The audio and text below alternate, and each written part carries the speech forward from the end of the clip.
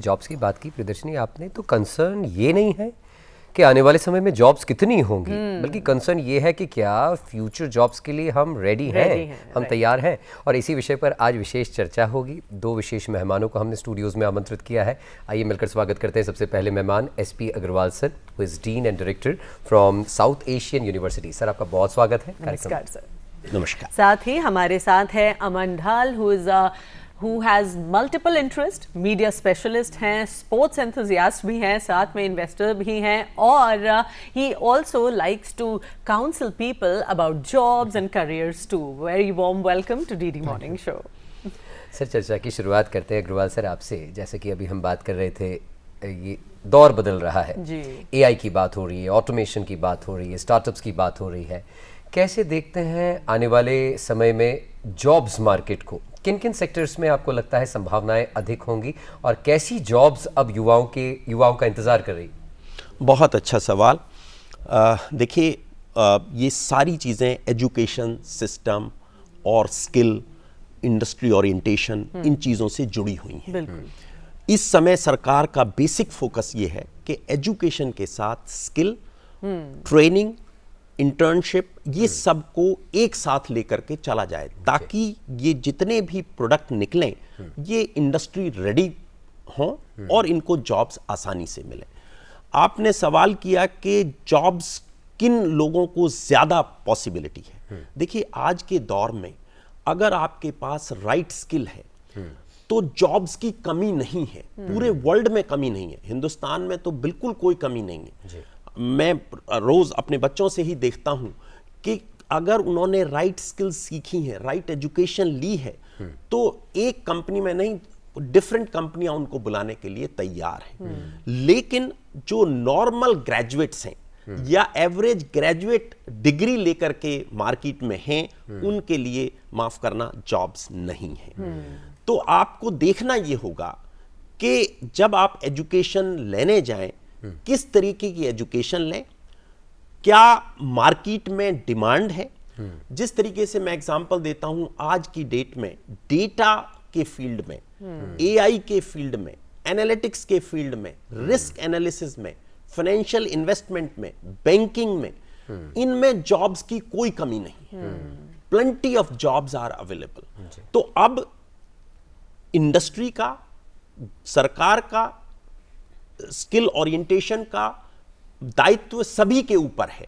Universities, colleges, इनको भी ये ध्यान रखना है कि कैसे हम प्रोफेशनल बॉडीज से जुड़ें, ताकि सभी बच्चों को ठीक एजुकेशन, स्किल और इंडस्ट्री ओरिएंटेशन मिले। जॉब्स की कमी नहीं है, शर्त बस ये है कि आप एजुकेटेड नहीं, एम्प्लॉयबल हो। दैट्स राइट, बिल्कुल ठीक कहा। अमन, आप जैसे देखते हैं बहुत सारे यंग एंटरप्रेन्योर्स हैं जो स्टार्टअप कर रहे हैं, उनके लिए कैसी कैसी प्रॉब्लम्स वो लोग फेस करते हैं, हैविंग अंडरस्टूड द मार्केट और रिसर्च करने के बाद भी, सही एजुकेशन प्राप्त करने के बाद भी, but still they face hurdles when they practically go on floor.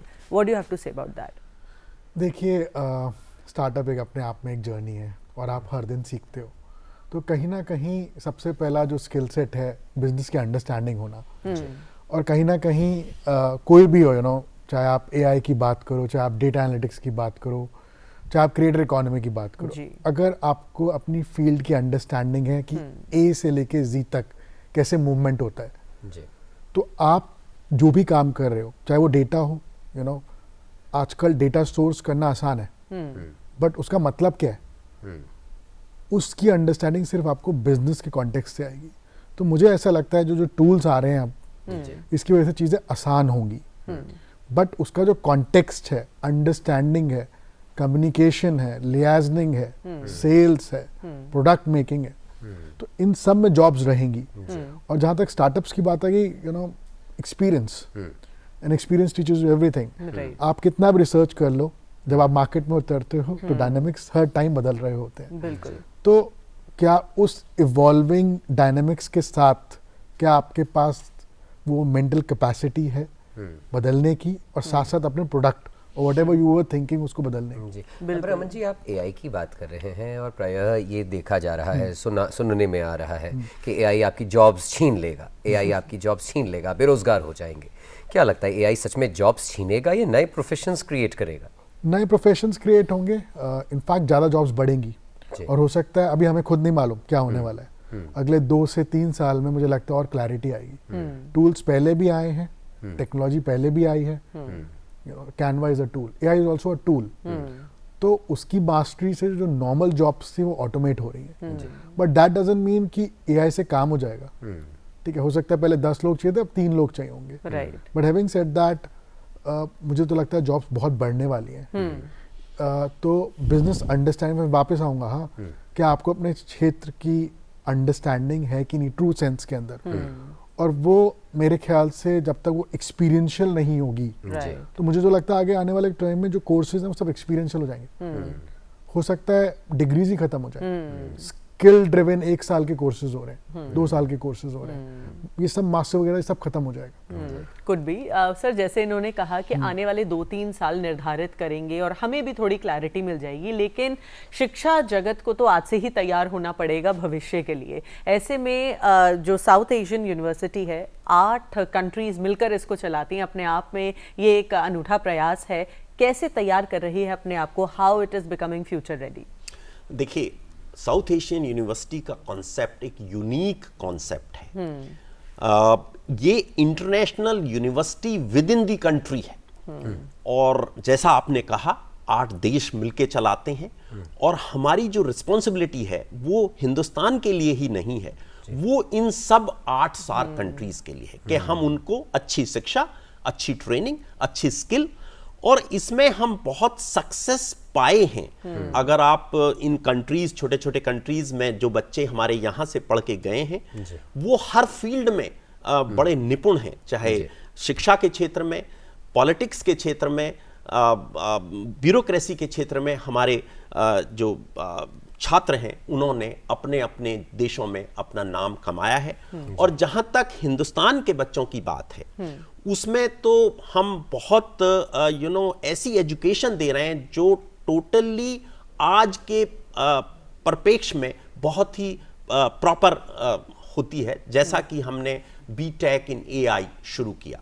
और उसमें फोकस हमारा यही है कि वो बच्चे, जैसा हमारे दोस्त ने कहा, टूल सीख करके और अपने आप को उस क्षेत्र में आगे पाएं। इसी तरीके से हमने मैनेजमेंट फैकल्टी को स्टार्ट किया। मैनेजमेंट फैकल्टी में भी हमने ये ध्यान रखा कि हम एजुकेशन के साथ स्किल की ट्रेनिंग साथ में दें, इंडस्ट्री के एक्सपर्ट्स को बुलाकर ट्रेन कराएं, एआई की ट्रेनिंग दें, वो टूल सिखाएं जो उनके फील्ड में रेलेवेंट है। क्योंकि देखिए, एआई बहुत बड़ा वास्ट सब्जेक्ट है, लेकिन अब हमें देखना यह है कि बच्चों को हमने कहा है कि आप अपने फील्ड के 2 टूल सीखें, इससे ज्यादा करने का जरूरत नहीं है। जैसा अभी कहा गया कि एआई जॉब्स को अफेक्ट करेगा। यस, जो लोग टूल्स नहीं सीखेंगे उनको अफेक्ट करेगा, लेकिन जो टूल्स सीख लेंगे उनको कोई अफेक्ट नहीं करेगा, रादर जॉब्स बढ़ जाएंगी। अभी थोड़ा क्राइसिस शुरू में हुआ कि आईटी इंडस्ट्री ने बहुत कुछ चेंज करने की वजह से बहुत सारे लोगों को ले ऑफ किया, लेकिन अब उनको फिर से रिवाइव हो रहा है कि ये ठीक नहीं है एकदम ऐसा डिसीजन लेना।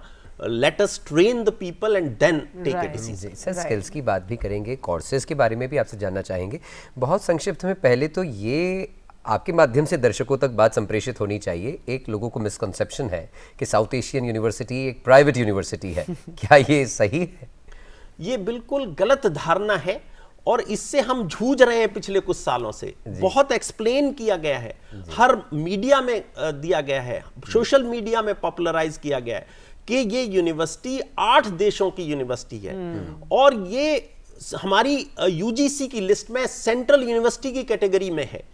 तो it's a funded university, not only from India but from 8 SAARC countries, and total capital fund which is almost 1200 crores was given by Ministry of Foreign Affairs to the campus to develop a new and very lavish campus. यानी वसुधैव कुटुंबकम का जीता जागता उदाहरण है आपकी university.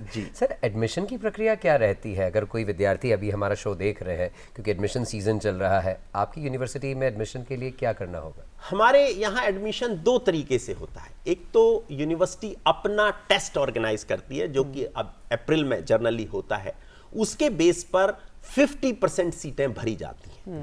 बाकी 50% जो देश का नेशनल टेस्ट है, जैसे CUET या CAT या JEE या जो सार्क कंट्रीज हैं उनके जो नेशनल टेस्ट हैं, उसके बेसिस पर 50% सीटें भरी जाती हैं। और हमारे यहाँ 50% सीटें ऑलमोस्ट रिजर्व है इंटरनेशनल और सार्क कंट्रीज के स्टूडेंट्स के लिए। अमन, बात हो रही है कोर्सेज की, ऐसे में जब आप अपने आप को फ्यूचर रेडी करना चाहते हैं तो करेक्ट कोर्स कैसे चुने अपने आप को सही निर्धारित दिशा में आगे चलने के लिए? कैसे, how do you select a perfect course for yourself? मुझे लगता है कि जब आप स्टूडेंट होते हो, हमने भी एक अपनी जर्नी करी है 100%। तो मैंने BCom ऑनर्स खुद करा है, जर्नलिज्म करा है, उसका स्पोर्ट्स मैनेजमेंट भी पढ़ा है बाहर से। तो आप अपनी जर्नी में जैसे जैसे आगे बढ़ते हो, ऑल्सो साथ साथ इंडस्ट्री इवॉल्व हो रही है, तो इसका कोई राइट और रॉन्ग आंसर नहीं है। मैं हमेशा मानता हूँ कि आप अपने इंटरेस्ट एरिया में आगे जाओ जी, ठीक है, उसी के अंदर आपको जॉब्स और स्किल्स सीखो। और बहुत जॉब्स है, हर industry will grow, every industry will grow, it needs good people, it needs people with right skills. Right. और मेरा मानना अगेन आने वाला टाइम स्किल्स का ही है, with business understanding and good communication. So the correct answer probably is कि आप अपने इंटरेस्ट एरिया में जब आगे बढ़ते हैं और अपना 100% देते हैं तो निश्चित रूप से नौकरी तो मिल ही जाएगी आगे जाकर। बिल्कुल। सर, आपसे ये भी जानना चाहेंगे, जैसे आपने बोला कि 8 कंट्रीज मिलकर इस यूनिवर्सिटी को चलाती हैं, अब बच्चे तो 8 कंट्री से आ रहे हैं, क्या फैकल्टी भी अलग अलग देशों से आके अपना एक्सपीरियंस बच्चों से साझा करती है? बिल्कुल। अच्छा। हमारे यहाँ हर कंट्री से फैकल्टी है, टीचिंग स्टाफ तो है ही, नॉन टीचिंग स्टाफ भी डिफरेंट कंट्रीज से हमारे यहाँ पर है। अच्छा। बट ये जरूर बात है कि मेजॉरिटी इंडिया से है। जी। अमन जी, चूंकि बदलते परिवेश की बात चल रही, बदलते दौर की बात चल रही है और हम फ्यूचर ऑफ जॉब्स की बात कर रहे हैं, प्रायः देखा जा रहा है कि AI, automation, startups, freelancing, remote work और क्रिएटर इकोनॉमी के रूप में हम उभर रहे हैं। तो आपको क्या लगता है ये जो 9 to 5 वाली जॉब की अवधारणा है, इससे अब हमको उभरना होगा या इससे कुछ अलग अवधारणा अब हमको डेवलप करनी पड़ेगी? देखिए, आउटकम ओरिएंटेड काम होगा जी। 9 to 5 तो ठीक है, क्या आपका काम जो आपको दिया गया 1 महीने के अंदर वो हो रहा है नहीं हो रहा, तो आने वाला सारा जो वक्त है वो आउटकम ओरिएंटेड होगा। अब उसके अंदर चाहे 10 घंटे लगे एक दिन में, चाहे 12 घंटे लगे, वो उसी हिसाब से आपको कॉम्पनसेशन भी मिलेगा। तो उस तरीके से, उस धारणा से कंपनीज भी चेंज हो रही हैं और वही चेंज स्टार्टअप्स भी लाई हैं। एंड आप देखो ना, ESOPs आई, ये सब चीज़ें आई, इससे कितने लोगों ने पैसे बनाए। सही बात। तो चीज़ें बदलेंगी और इस तरीके से चीज़ें बदल रही हैं। और रिमोट जहाँ तक है मिक्स रहेगा, जो मुझे लगता है कुछ जॉब्स हो सकता है रिमोट रहे, हर जॉब रिमोट नहीं रह सकती, तो it will be a blend. Sir, हम बात कर रहे थे कोर्सेज में एडमिशन लेने की, तो क्या इसमें भी विशेष रूप से भारतीय स्टूडेंट्स के लिए कुछ रिजर्व सीट्स रहेंगी या एप्लीकेशन प्रोसेस जो है वो समान रूप से सभी के लिए एक ही है? नहीं, देखिए, ये हमने रखा है कि 50% सीटें डिफरेंट कंट्रीज के लिए हैं। अच्छा। बाकी ऑटोमेटिकली यू कैन से कि 50% इंडियंस के लिए है। लेकिन बाहर से इतना स्टूडेंट नहीं आ पाता है, ज्यादातर बच्चे इंडिया से ही हैं। और लेकिन हमारा ऑप्शन ओपन है कि अगर आप आना चाहते हैं तो हम फॉरेन स्टूडेंट्स को प्रिफर करते हैं। तो अभी कैंपस हमारा एक ही है? एक ही कैंपस है दिल्ली में। देखिए, जब ये चार्टर बना था 2005 में, तो उस समय ये बात हुई थी कि हम कैंपसेस और सार्क कंट्रीज में भी खोले जाएंगे, लेकिन वो इनिशिएटिव वहां से आना था, क्योंकि यहाँ गवर्नमेंट ऑफ इंडिया ने इनिशिएटिव लिया तो यहाँ पर कैंपस बना और ये बहुत अच्छे से चल रहा है। बल्कि ये एजुकेशन ही नहीं, ये सारे सार्क कंट्रीज को हिंदुस्तान से जोड़ने का एक बहुत अच्छा मॉडल है और हम